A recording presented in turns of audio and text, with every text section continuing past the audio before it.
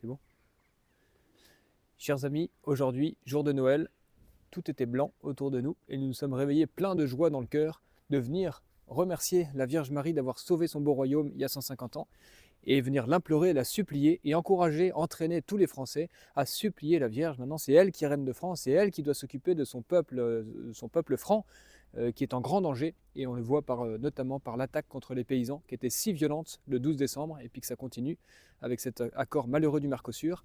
Et donc nous voudrions offrir notre tout petit cadeau de Noël à tous nos paysans avec ce petit fascicule, ce prospectus qui s'intitule « Qui veut tuer nos paysans ?»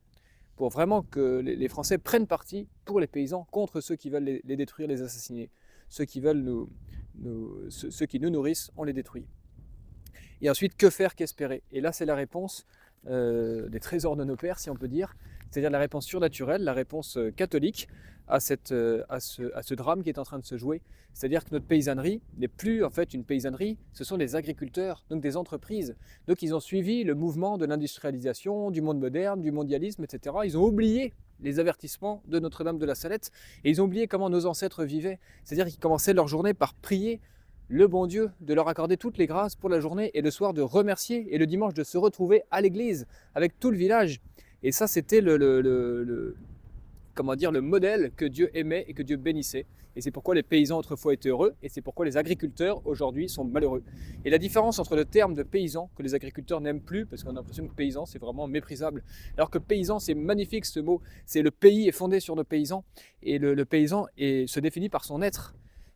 Qu'il appartient à une terre, qu'il est seigneur sur sa petite terre, son petit lopin de terre, et qu'il l'organise comme il l'entend, selon le bien, évidemment, dans les respects des lois du royaume.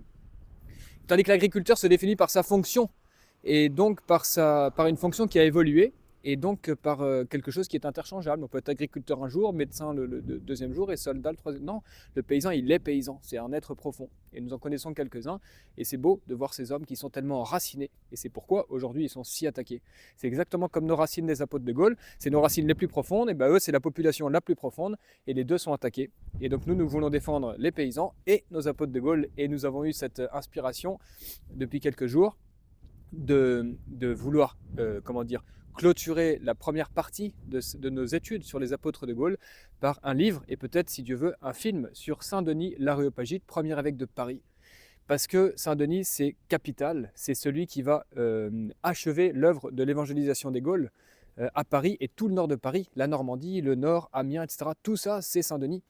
Et puisque c'est la grande dévotion des rois de France et que nous manquons cruellement aujourd'hui, on peut dire, de rois qui soient comme des pères de leur peuple et non pas des gens qui asservissent le peuple et qui en fassent leurs esclaves.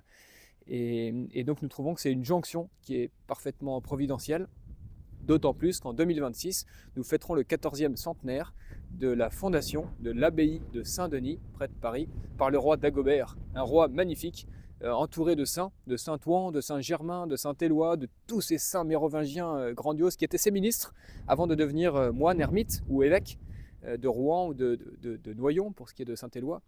Et donc nous voudrions rappeler tout ça et puis rendre aux Français ce Saint-Denis si beau qui est patron de la France et patron en particulier des rois de France depuis qu'il avait sauvé le roi Dagobert qui était dans une mauvaise passe avec son père. Et donc il l'a pris pour patron et il a décidé de se faire enterrer dans cette abbaye.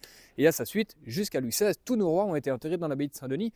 Et elles ont été profanées, ces tombes, pendant la Révolution. Mais c'est un lieu de grâce, un lieu de bénédiction, parce que Saint-Denis a déposé dans ce lieu son chef sacré, et qui est toujours vénéré d'ailleurs avec les reliques de Saint Rustique et Saint Éleuthère, son diacre et son sous-diacre, dans le cœur de l'abbaye de Saint-Denis. Et en dessous, dans la crypte, on voit toutes les tombes, les sarcophages des Mérovingiens et les restes, les fondations de cette abbaye qui avait été d'abord reconstruite par Sainte Geneviève, qui était la première qui avait insufflé la dévotion de Saint-Denis dans le cœur et l'âme du roi Clovis avec Sainte Clotilde, Saint Rémy, etc.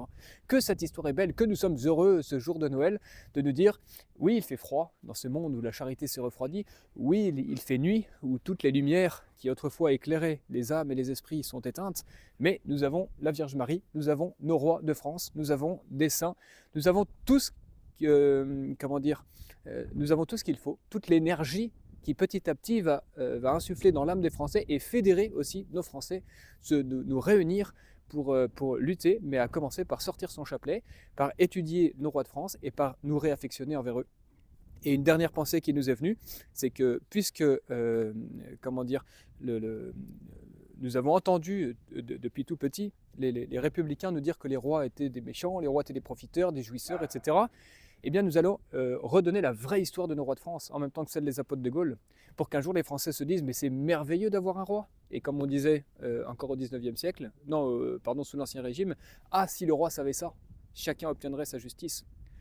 Et le dernier projet que nous avons, c'est parmi tous les rois que nous avons, il y en a un qui est magnifique, qui est peut-être le plus grand, le plus puissant, qui s'appelle Charlemagne, Saint Charlemagne, comme disait Sainte Jeanne d'Arc, et qui a été roi de France et empereur d'Occident, et qui était si aimé de son peuple que partout où il allait, il était comme un père avec ses enfants.